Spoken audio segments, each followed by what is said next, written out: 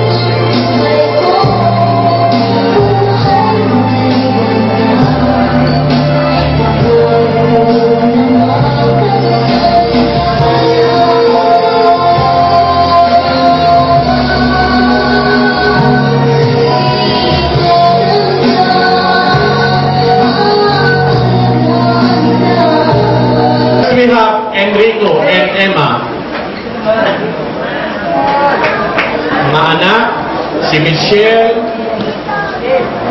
Aldrin, John, Armin, Nicole, and Alexis. Nicolas. Enrico. Please.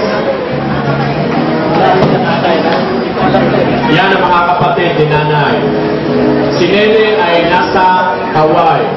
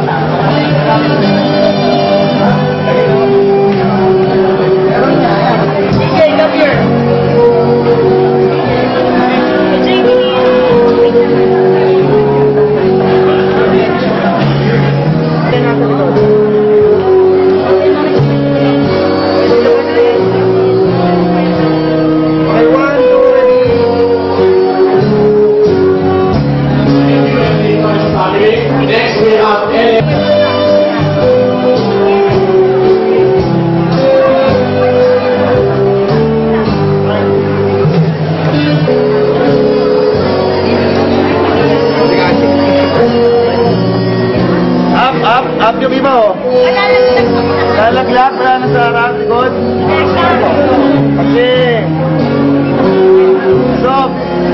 Oh, hey. Lalabas ang ulo, okay. Dito tingin. Ay, dito tingin sa camera, ay.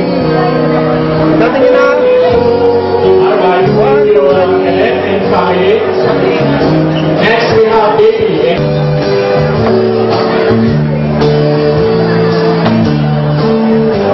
Get ready, the family of Nancy.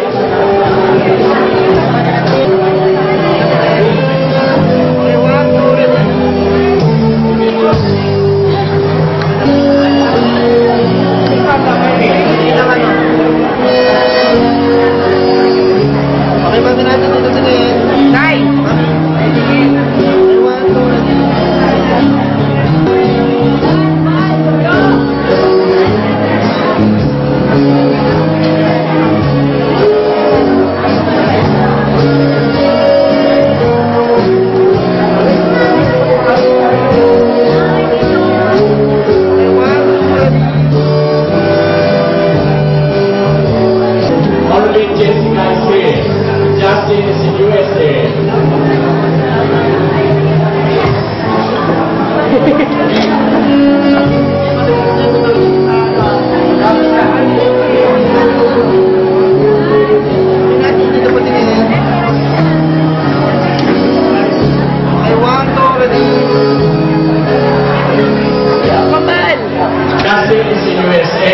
Also Jordan and Chadwick.